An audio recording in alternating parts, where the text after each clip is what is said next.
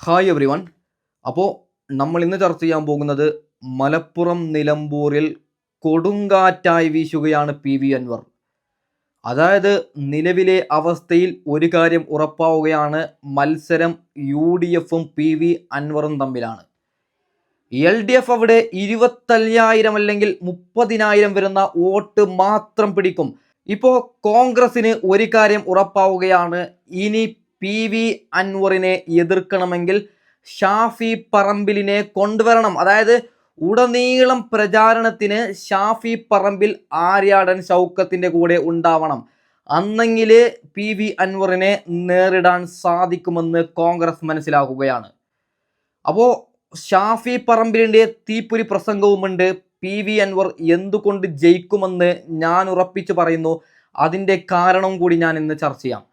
അപ്പോൾ ആദ്യം നമുക്ക് എന്തുകൊണ്ട് എൽ ഡി എഫ് ചിത്രത്തിലില്ല അത് നമുക്കൊന്ന് കേട്ടുനോക്കാം. ജമാഅത്ത് ഇസ്ലാമി ലോകത്തെമ്പാടുമുള്ള ഒരു വർഗീയ ശക്തിയാണ്. ലോകത്തെ ഇസ്ലാമിക രാഷ്ട്രം പോകണമെന്ന് RSS പറയുന്നത് പോലെ അതിന് കൗണ്ടർ പാർട്ടായിട്ട് പറയുന്ന ഒരു പാർട്ടിയാണ്. ആ നിലപാടൊന്നുമല്ലല്ലോ PDP എടുത്തുകൊണ്ടിരിക്കുന്ന നിലപാട്. പീഡിപ്പിക്കപ്പെട്ട ഏറ്റവും പ്രധാനപ്പെട്ട ഒരു വിഭാഗമല്ലേ കേരളത്തെ സംബന്ധിച്ചിടത്തോളം. നോക്കൂ, ഇവിടെ MV ഗോവിന്ദൻ പറയുകയാണ്, ജമാഅത്ത് ഇസ്ലാമി എന്ന് പറയുന്നത് ലോകത്തിലുള്ളൊരു തീവ്രവാദി സംഘമെന്നാണ് MV ഗോവിന്ദൻ പറയുന്നത്. അതായത് ഇപ്രാവശ്യം ജമാഅത്ത് ഇസ്ലാമി CPM-ന് സപ്പോർട്ട് കൊടുക്കുന്നില്ല എന്ന് പറയുമ്പോഴാണ് ജമാഅത്ത് ഇസ്ലാമി തീവ്രവാദികളാകുന്നത്. നേരെ മറിച്ച് 2006-ൽ ജമാഅത്ത് ഇസ്ലാമി CPM-ന് സപ്പോർട്ട് കൊടുക്കുന്നു എന്ന് പറയുമ്പോൾ നിലവിലെ CPM-ന്റെ മുഖ്യമന്ത്രി പറയുന്ന വാക്കുകൾ നമുക്കൊന്ന് കേട്ടു നോക്കാം. ഓക്കെ, ഇപ്പോൾ മുസ്ലിമിലെ പ്രബല വിഭാഗമാണ് AP സുന്നി വിഭാഗം. അവര് കഴിഞ്ഞ ഘട്ടത്തിലും ഞങ്ങളെ സഹായിച്ചിരുന്നു. ഈ ഘട്ടത്തിലും ഈ തെരഞ്ഞെടുപ്പിൽ സഹായിക്കുന്ന നിലപാട് തന്നെയാണിത്. അതുപോലെ തന്നെ ജമാഅത്തെ ഇസ്ലാമിയെ പോലുള്ള ചില സംഘടനകൾ,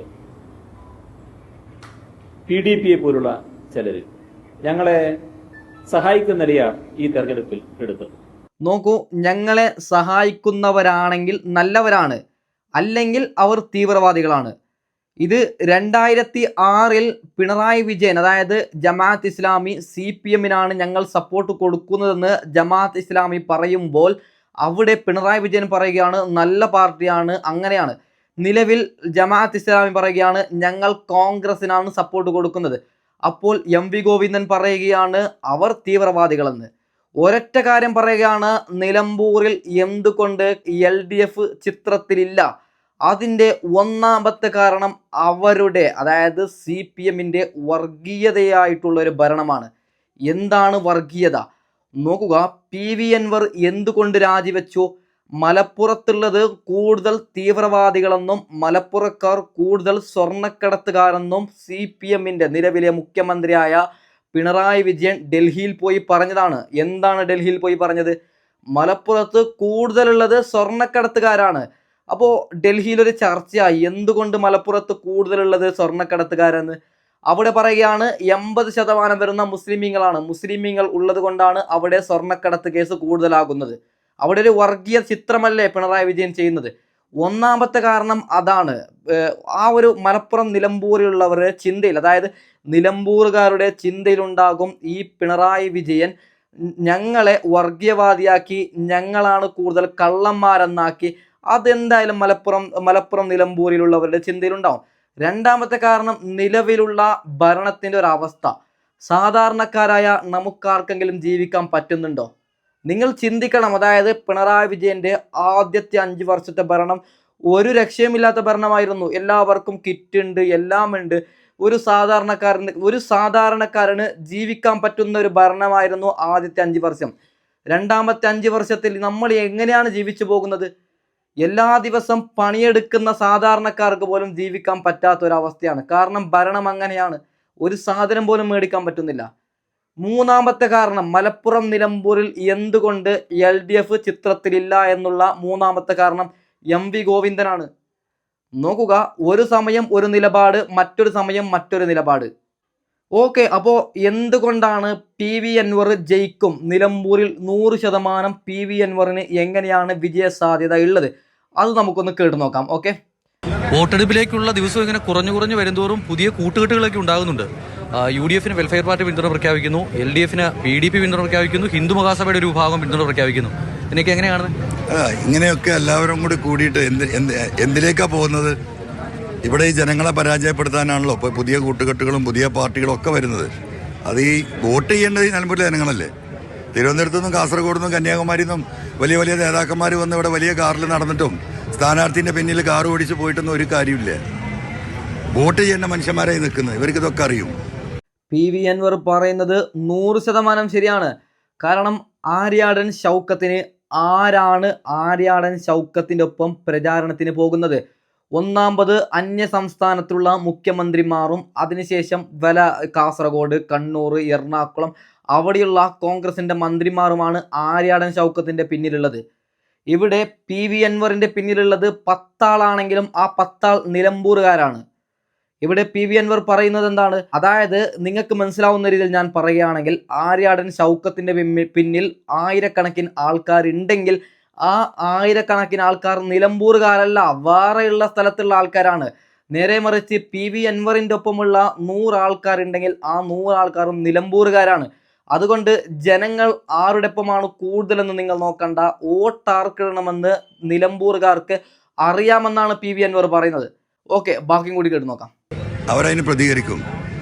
എന്ത് നാടകം ഇവിടെ കളിച്ചിട്ടും കാര്യമില്ല. മനുഷ്യരുടെ നിത്യജീവിതം അപകടത്തിലായി. അവരുടെ നിലനിൽപ്പിൻ്റെ നിക്കക്കള്ളി എന്നറിയാം ഞങ്ങൾ ഈ നാടൻ പ്രദേശത്ത്.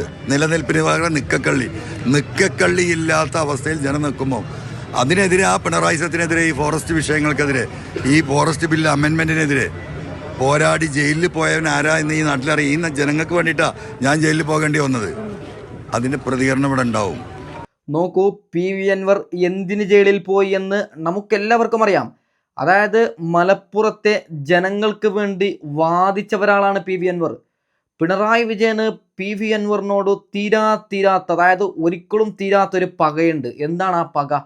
അതായത് പാർലമെൻറ്റിൽ PV അൻവർ പിണറായി വിജയനോട് പറയുകയാണ്, ഞങ്ങളുടെ നാട് എപ്പോഴാണ് തീവ്രവാദികളായത്? ഞങ്ങളുടെ നാട്ടിൽ എങ്ങനെയാണ് കൂടുതൽ സ്വർണ്ണക്കടത്തുകാരുള്ള കള്ളന്മാരായത്?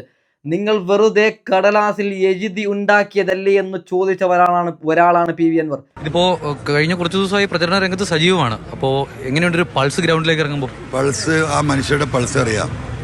ഞാൻ അന്ന് പറഞ്ഞല്ലോ 75,000 വോട്ട് ഞാൻ നേടുമെന്ന് പറഞ്ഞല്ലോ, നിങ്ങൾ എഴുതി വെച്ചോ. ഇവിടെ UDF-ൻ്റെയും LDF-ൻ്റെയും സ്ഥാനാർത്ഥിക്ക് കിട്ടാൻ പോകുന്നത് 35,000-ൻ്റെയും 40,000-ൻ്റെയും അല്ലെങ്കിൽ 30,000-ൻ്റെയും 35,000-ൻ്റെ ഇടയ്ക്ക് വോട്ടാണ്. മനസ്സിലായോ? പ്രിയങ്ക ഗാന്ധി ഇവിടെ മത്സരിച്ചാൽ CPM-ന് കിട്ടിയ വോട്ട് എത്ര? 29,900 വോട്ടാണ്. ബാക്കി വോട്ട് എവിടെ പോയി? 50,000 വോട്ട് ഇവിടെ ഫ്ലോട്ടിങ്ങാണ്. അതിൻ്റെ അർത്ഥം എന്താ? ഈ പാവപ്പെട്ട മനുഷ്യർ പച്ചയായ മനുഷ്യരാ, നന്മയോടൊപ്പം നിൽക്കുന്നതാണ്. നന്മ കഴിഞ്ഞിട്ടാണ് രാഷ്ട്രീയം. അത് 100% ശരിയാണ്. ഇതിൻ്റെ ഒരു എക്സാമ്പിൾ ഞാൻ പറഞ്ഞുതരാം. അതായത് ഒരു നാട്ടിൽ 1,00,000 വോട്ടർമാർ ഉള്ളതെങ്കിൽ അതിൽ 25 വരുന്ന, അതായത് 25,000 വരുന്ന ആൾക്കാരുണ്ട്. ഞാൻ പച്ച കോൺഗ്രസ് ആണ്, ഞാൻ പച്ച LDF ആണ്, ഇല്ലെങ്കിൽ ഞാൻ പച്ച BJP ആണ്. അതുകൊണ്ട് ഇപ്രാവശ്യവും ഞാൻ LDF-ന് തന്നെ വോട്ടിടും, ഇപ്രാവശ്യം UDF-ന് തന്നെ വോട്ടിടും, ഇപ്രാവശ്യം BJP-ക്ക് തന്നെ വോട്ടിടുമെന്ന് പറയുന്ന ചെറിയൊരു വിഭാഗം ആൾക്കാരുണ്ട്. അവർ അതായത് നാടിനെ കുറിച്ച് ഒന്നും ചിന്തിക്കൂല.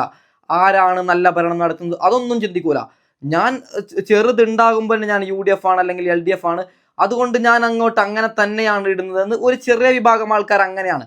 അല്ലാതെ ബാക്കിയുള്ള 50,000 ആൾക്കാരുണ്ടല്ലോ, ബാക്കിയുള്ള 50% ആൾക്കാർ ഭരണം നോക്കി വോട്ടിടുന്നവരുണ്ട്. അതായത് ആരാണ് മികച്ചവൻ? ഇപ്രാവശ്യം LDF-ന് വോട്ടിട്ടാൽ അടുത്ത പ്രാവശ്യം UDF-നിടും, അതിനുശേഷം BJP-ക്ക് ഇടും. ആര് നല്ലത് നടത്തി അവൻ വോട്ടിടുന്ന ചില വിഭാഗങ്ങളുണ്ട്. അവർ എനിക്ക് പിന്തുണക്കുമെന്നാണ് PV അൻവർ ഇപ്പോൾ പറയുന്നത്. അത് 100% ശരിയാണ്. അതായത് അന്നം കഴിക്കുന്നവർക്കറിയാം ജനങ്ങൾക്ക് വേണ്ടി ആരാണ് സംസാരിക്കുന്നതെന്ന്. നമുക്കൊക്കെ അറിയാം PV അൻവറാണ് നിലമ്പൂർകാർക്ക് വേണ്ടി ശബ്ദമുയർത്തുന്ന ഒരൊറ്റ ആൾ, അത് PV അൻവർ മാത്രമാണ്. ഓക്കെ, എന്തായാലും PV അൻവർ ഇങ്ങനെ കൊടുങ്കാറ്റായി വീശുമ്പോൾ കോൺഗ്രസ് ഏറ്റവും അവസാനമായി ഷാഫി പറമ്പിലിനെ ഉടനീളം കളത്തിലിറക്കാനുള്ള ഒരു പ്ലാനാണ്. അപ്പോൾ ഷാഫി പറമ്പിൽ വന്ന് ഷാഫി പറമ്പിലിൻ്റെ പണി തുടങ്ങുകയാണ്. ആദ്യം നമുക്ക് ഷാഫി പറമ്പിലിൻ്റെ തീപ്പൊരി പ്രസംഗം ഒന്ന് കേട്ടു നോക്കാം. അതിനുശേഷം ഷാഫി പറമ്പിൽ പറയുന്നതിൽ ചെറിയ തെറ്റുകളുണ്ട്, അതൊക്കെ നമുക്ക് തിരുത്തി കൊടുക്കാം. ഓക്കെ. പക്ഷെ ആ എം എൽ എ ഇപ്പോഴും എക്സ് എം എൽ എ ഈ മത്സരരംഗത്തുണ്ട്. അത് ഏതെങ്കിലും തരത്തിൽ UDF ഇതിന്റെ ഫോക്കസ് എന്താ? ഇതൊരു പൊളിറ്റിക്കൽ ഫൈറ്റ് ആണ്. UDF LDF തമ്മിൽ നടക്കുന്ന മത്സരമാണ്. ഈ ഗവൺമെന്റിനെതിരായി ചിന്തിക്കുന്ന ജനങ്ങൾ വോട്ട് ചെയ്യാൻ ആഗ്രഹിക്കുന്ന തെരഞ്ഞെടുപ്പ്. ആ വോട്ട് എവിടെ ചെയ്താലാണ് അവർ പരാജയപ്പെടുക, എവിടെ ചെയ്താലാണ് ആർക്കാ ജയിക്കാൻ പറ്റുക എന്നുള്ളത് കൃത്യമായി മനസ്സിലാക്കാൻ നിലമ്പൂരിലെ ജനങ്ങൾക്ക് കഴിയില്ലേ? പിന്നെ തെരഞ്ഞെടുപ്പ് ഞങ്ങൾ അടിച്ചേൽപ്പിച്ചതല്ലല്ലോ. ഇടതുപക്ഷത്തിന്റെ ഭാഗമായിട്ടിരുന്ന ആളുകൾ അവിടെ ജയിച്ച ഒരാൾ അങ്ങനെ രാജിവെച്ചു പോയി. ഞങ്ങൾക്ക് ജനങ്ങളോട് പറയാൻ കറന്റ് പൊളിറ്റിക്സിന്റെ ഈ ഗവൺമെന്റിന്റെ ജനവിരുദ്ധ നയങ്ങൾ, ഇവിടെ ഉണ്ടായത് ഉൾപ്പെടെയുള്ള സംഭവവികാസങ്ങൾ, ഇവിടുത്തെ മലയോര കർഷകന്റെ വേദന, ഇവിടുത്തെ ആദിവാസികളുടെ പ്രയാസങ്ങൾ, ഇവിടുത്തെ ഗവൺമെന്റ് കോളേജുമായിട്ട് ബന്ധപ്പെട്ട സാധനങ്ങൾ, KSRTCയുമായിട്ട് ബന്ധപ്പെട്ട പ്രശ്നങ്ങൾ, ഇവിടുത്തെ ബൈപ്പാസുമായിട്ട് ബന്ധപ്പെട്ട പ്രശ്നങ്ങൾ, ഇവിടെ തന്നെ ഒരു 100 പ്രശ്നം കേരളത്തിൽ മൊത്തം ആശാവർക്കർമാരുടെ കാര്യത്തിൽ ഉൾപ്പെടെ, സ്കൂൾ പാചക തൊഴിലാളികളുടെ കാര്യത്തിൽ ഉൾപ്പെടെ ഉണ്ടാക്കിക്കൊണ്ടിരിക്കുന്ന ഒരുപാട് പ്രയാസങ്ങൾ ജനങ്ങളോട് ഞങ്ങൾക്ക് പറയാനില്ല. അപ്പൊ ആ പ്രയാസങ്ങൾക്ക് പരിഹാരം കണ്ടെത്താൻ ജനങ്ങൾ ചെയ്യേണ്ടത് എന്താണെന്ന് അവർക്ക് അറിഞ്ഞൂടാ. ആർക്ക് വോട്ട് ചെയ്താലും അതിന് പരിഹാരം ഉണ്ടാവുക? നോക്കൂ, ഇത് കോൺഗ്രസിന്റെ ഒരു പ്ലസ് പോയിന്റ് ആണ്. അതായത് ഷാഫി പറമ്പിൽ ഇങ്ങനെ തന്നെയാണ് നിലമ്പൂരിൽ പ്രചാരണത്തിന് ഇറങ്ങുന്നതെങ്കിൽ ഇവിടെ മത്സരം കനക്കും. അതായത് LDFന്റെ കാര്യം നിങ്ങൾ വിടുക, കാരണം അവരെന്തായാലും ചിത്രത്തിലുള്ള മത്സരം UDFും PV അൻവറും തമ്മിൽ മാത്രമാണ്. ഷാഫി പറമ്പിൽ സ്കോർ ചെയ്യും, അതുറപ്പാണ്, നമുക്കതിൽ ഒരു സംശയമില്ല. കാരണം കേരളം കണ്ടതിൽ വെച്ച് ഏറ്റവും വലിയൊരു മികച്ച നേതാവുണ്ടെങ്കിൽ അത് ഷാഫി പറമ്പിലാണെന്ന് നമുക്കെല്ലാവർക്കും അറിയാം. അതുകൊണ്ട് ഷാഫി പറമ്പിൽ അവിടെ സ്കോർ ചെയ്യും. ഷാഫി പറമ്പിലുള്ളത് കൊണ്ട് അൻവർ നല്ല രീതിയിൽ വിയർക്കും, അതുറപ്പാണ്. പക്ഷേ ഇവിടെ ഷാഫി പറമ്പിൽ മനസ്സിലാക്കണം, PV അൻവർ ജനങ്ങൾക്ക് വേണ്ടിയാണ് എനിക്ക് MLA സ്ഥാനം വേണ്ട എന്ന് പറഞ്ഞത്. അതായത് ഞങ്ങളുടെ നാട്ടിൽ കൂടുതൽ തീവ്രവാദികളെന്നും ഞങ്ങളുടെ നാട്ടിലുള്ളത് കൂടുതൽ സ്വർണ്ണക്കടത്തുകാരെന്നും വെറുതെ കള്ളം പറഞ്ഞതിന് പോരാടിയ ഒരാളാണ് നമ്മുടെ PV അൻവർ. ഓക്കെ, ഷാഫി പറമ്പിലിന്റെ ബാക്കിയും കൂടി കേട്ട് നോക്കാം. അൻവറിന് വ്യക്തിപരമായ വോട്ടുകളൊന്നും വലിയ തരത്തിൽ പിടിക്കാൻ കഴിയില്ല. അല്ല, ഈ ജനതയുടെ മുമ്പിൽ അവരെ LDFനെ പരാജയപ്പെടുത്താൻ ആർക്ക് വോട്ട് ചെയ്താലേ സാധിക്കുകയുള്ളൂ എന്നുള്ളത് കൃത്യമായിട്ട് ഇവിടുത്തെ ജനങ്ങൾ അവർ നോക്കിയാൽ കാണില്ലേ? ആരെ ജയിക്കുക? അവരെ പരാജയപ്പെടുത്തി ആർക്ക് അവിടെ ജയിക്കാൻ കഴിയുക? ആ UDFനല്ലേ. അപ്പൊ അവരുടെ വോട്ട് പാഴായി പോവാതിരിക്കാൻ, അവരുടെ വോട്ട് ഒരു പ്രതിഷേധം രേഖപ്പെടുത്താനാണെങ്കിൽ അതൊരു വെറുത്തായി മാറാൻ UDFന് വോട്ട് ചെയ്താലല്ലേ പറ്റുള്ളൂ. ജനങ്ങൾ വിലയിരുത്തൂലേ അത്? സർക്കാരിനെതിരെയുള്ള ഒരു ഉറപ്പായിട്ടും ആവണമല്ലോ. അങ്ങനെയാണല്ലോ നാട്ടിലെ സാഹചര്യങ്ങൾ. ഒരു മന്ത്രിയുടെ പ്രതികരണം നിങ്ങൾ കണ്ടതല്ലേ? പിന്നെ മാറ്റി പറഞ്ഞെങ്കിലും ഒരു 15 വയസ്സുകാരൻ മരിച്ചപ്പോൾ ഞാൻ ചോദിക്കുന്നു, ഇത്ര ഒരു മരണം ഉണ്ടായ നാട്ടിൽ പ്രതിഷേധം ഉണ്ടാവില്ലേ? ഈ വന്യജീവി ആക്രമണങ്ങളിൽ ആളുകൾ സ്വാഭാവികമായിട്ട് പ്രതിഷേധം എത്രയോ ഇടങ്ങളിൽ ആളുകൾ നടത്താറില്ലേ? ഇപ്പോൾ ഒരു ഷോക്ക് തട്ടി വന്യജീവി ആക്രമണം, പിന്നെ ഇതിന്റെ പേരിൽ കറണ്ട് കമ്പി വലിച്ച് ഷോക്ക് അടിച്ച ഒരു ആൾ മരിച്ച ജനങ്ങൾക്ക് പ്രതിഷേധം ഉണ്ടാവില്ലേ? 15 വയസ്സുള്ള ഒരു കുട്ടിയല്ലേ മരിക്കുന്നത്. ഇനി അതും വേണ്ട. KSUBക്കാർക്ക് മുമ്പേ പിന്നെ ഇത് കൊടുത്തിട്ടുണ്ടെന്നല്ലേ പറയുന്നത് പരാതി. ആ വീട്ടുകാർ തന്നെ പറയുന്നത് നിങ്ങൾ ഉൾപ്പെടെ സംപ്രേഷണം ചെയ്തില്ലേ? അപ്പൊ അത് കൊടുത്തിട്ട് അപ്പൊ അതിനൊരു തുടർ നടപടി ഉണ്ടായില്ലെന്നുള്ള അനാസ്ഥയിൽ ഭരിക്കുന്ന ആളുകളോട് അതിൽ നടപടി വേണമെന്ന് ആവശ്യപ്പെട്ട് ജനങ്ങളുടെ പ്രതിഷേധവും പ്രതിപക്ഷത്തിന്റെ പ്രതിഷേധവും ഒക്കെ ഉണ്ടാവും. അതിനിങ്ങനെ അസ്വസ്ഥതപ്പെട്ടിട്ട് ഇത് പിന്നെ രാഷ്ട്രീയ കൊലപാതകത്തിന്റെ പിന്നിൽ തെരഞ്ഞെടുപ്പിന്റെ അജണ്ട ഉണ്ടെന്നൊക്കെ ഒരു ഉത്തരവാദിത്തപ്പെട്ട മന്ത്രി പറയുമ്പോൾ ഒരു നിമിഷം ആ പദവിയിൽ തുടരാൻ മന്ത്രി അർഹനല്ല. മന്ത്രിയെ സംരക്ഷിക്കുന്ന തരത്തിൽ പാർട്ടി നിലപാടെടുത്തതും നമ്മൾ കണ്ടു. അതും ഇവിടുത്തെ ജനങ്ങളോടുള്ള വെല്ലുവിളിയാണ്. ഇനി ഇത് പുറത്താക്കേണ്ട ഉത്തരവാദിത്തമുള്ള മുഖ്യമന്ത്രി മൗനത്തിലുമാണ്. നോക്കൂ എന്തുകൊണ്ട് CPM ചിത്രത്തിലില്ല? അതിൻ്റെ ഒരു എക്സാമ്പിളാണ് UDFും PV അൻവറും ഉന്നയിക്കുന്ന കാര്യം പിണറായി വിജയന് മാത്രമാണ്. നിലവിലെ അവസ്ഥയിൽ പിണറായി വിജയൻ, അതായത് M സുരാജിന് അവിടുത്തെ CPM സ്ഥാനാർത്ഥിക്ക് എന്ത് പറഞ്ഞാണ് വോട്ട് പിടിക്കുന്നത്? എന്തെങ്കിലും വികസനമുണ്ടോ പറയാനാണെങ്കിൽ? ഒന്നുമില്ല. അതായത് CPMന് വോട്ടിടുന്ന ഒരു വിഭാഗം ആൾക്കാരുണ്ടല്ലോ, ജനിച്ച ആ ദിവസം തൊട്ട് ഇന്നേ വരെ CPM എന്ന് ബുദ്ധി അറിയുന്ന ദിവസം തൊട്ട് ഇന്നേ വരെ CPM എന്ന് പറയുന്ന അവരുടെ വോട്ടല്ലാതെ വേറെ ഒരു വോട്ട് പോലും CPMന് അവിടെ നേടിയെടുക്കാൻ കഴിയുമെന്ന് എനിക്ക് തോന്നുന്നില്ല. അങ്ങനെ വോട്ടിടണമെങ്കിൽ തലയിൽ വേറെ എന്തെങ്കിലും വേണം. ഒരൊറ്റ കാര്യം കൂടി ഞാൻ പറയുകയാണ്, നമ്മൾ വോട്ടിടുന്ന സമയത്ത് ഇന്ന പാർട്ടിന്ന് ഒരിക്കലും നമ്മൾ നോക്കാൻ പാടില്ല. അതായത് ഞാൻ UDF ആണ്, ഞാൻ BJP ആണ്, ഞാൻ LDF ആണ്, അതുകൊണ്ട് ഇപ്രാവശ്യം ഞാൻ LDFന് UDFന് BJPക്ക് വോട്ടിടുന്നു. അങ്ങനെ ഒരൊറ്റ പാർട്ടി ആകാൻ പാടില്ല. നമ്മൾ ചിന്തിക്കേണ്ടത് നമ്മൾ റൗണ്ടായി നീങ്ങണം. ആരാണ് മികച്ച നേതാക്കൾ? ഈ വർഷം UDF ആണ് നമ്മളെ സംരക്ഷിക്കുക എന്ന് നമുക്ക് ഉറപ്പുണ്ടെങ്കിൽ UDFന് ഇടാം. അല്ലാതെ LDF ആണ് നമ്മളെ സംരക്ഷിക്കുന്നെങ്കിൽ LDFന് വോട്ടിടുക. അതുമല്ലെങ്കിൽ BJPക്കാണ് ഇപ്രാവശ്യം നാടിനെ നന്നാക്കും, BJP നന്നാക്കുമെന്ന് നമുക്ക് ഉറപ്പുണ്ടെങ്കിൽ BJPക്ക് ഇടുക. അങ്ങനെയാണ് നമ്മൾ പോകേണ്ടത്. അല്ലാതെ ഒരൊറ്റ പാർട്ടിയിൽ ഒരിക്കലും നമ്മൾ നിൽക്കാൻ പാടില്ല.